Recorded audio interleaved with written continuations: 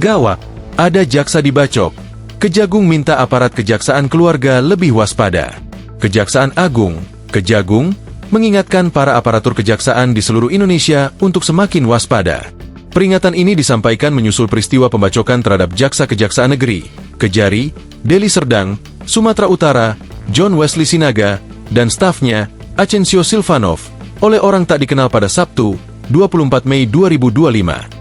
Mengingatkan para aparat kejaksaan untuk lebih meningkatkan kewaspadaan diri dan keluarga, kata Kepala Pusat Penerangan Hukum, Kapus Penkum, Kejagung, Harli Siregar, saat dihubungi Sabtu malam.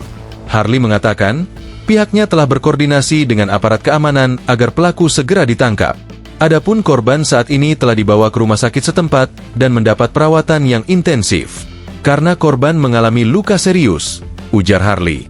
Dalam laporan yang ditujukan pada Kepala Kejaksaan Tinggi, Kajati, dan Asintel setempat, disebutkan bahwa pembacokan terjadi pada pukul 15.40 waktu Indonesia Barat.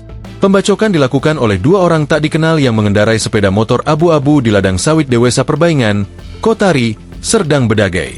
Laporan itu menyebut, John mengalami luka di lengan atas sebelah kiri dan lengan bawah, sementara Ascencio mengalami luka pada lengan bawah dan perut.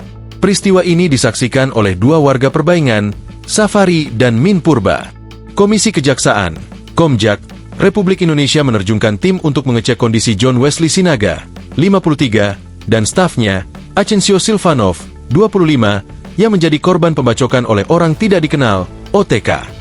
Insya Allah tim dari Komjak akan segera ke lokasi untuk mengecek, kata Ketua Komjak, Pujiono Suwadik Sabtu, 25 Mei 2025, malam. Pujiono mengatakan, Komjak bakal membuat laporan tentang urgensi pengamanan jaksa pasca insiden pembacokan tersebut.